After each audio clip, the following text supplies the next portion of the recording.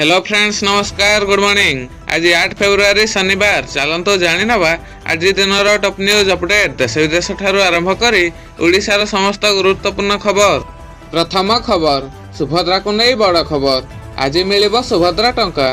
जाजपुररू यह शुभारंभ करिवे बोली घोषणा होईछि।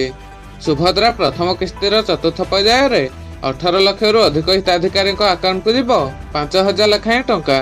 उपमुख्यमंत्री सूचना अनुसार जे मानक सुभद्रा टंका मिले नाही सेमाने बैंक को जाई ई-केवाईसी क्लियर कले एही टंका मिलिबो।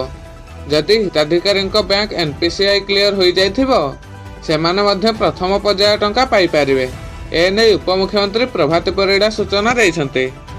परवर्ती खबर, पीएम किसान योजना रे मिलिबो टंका। प्रधानमंत्री किसान सम्मान निधि योजनार 19तम किस्ती केंद्र सरकार फेब्रुआरी शेष सुधा जारी करिवे।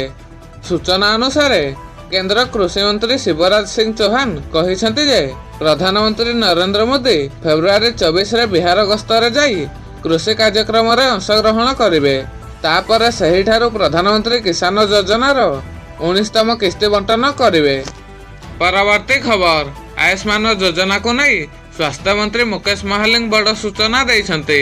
से कहिसेंति जे आयुष्मान कार्ड छपा चली प्राय 3.5 कोटी लोकंकु योजनार सामिल करा जिवो। आयुष्मान भारत सह आईटी इंटीग्रेशन प्रक्रिया चली बोली स्वास्थ्य मंत्री कहिसेंते। विजु स्वास्थ्य कल्याण योजनार नाम परिवर्तन करा जाई गोपबंधु जन आरोग्य नाम नामित कराଯାଇଛି।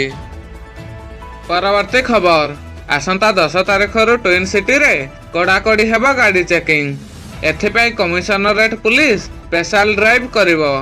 चेकिंग पूर्वरु विकटल हर्न कलाकाच न लगाइबाकू तागिद करिछि कमिशनरेट पुलिस। गाड़ी रे विकटाल हर्न कलाकाच लगाइथिले देबाकू पड़ियो जरिमाना।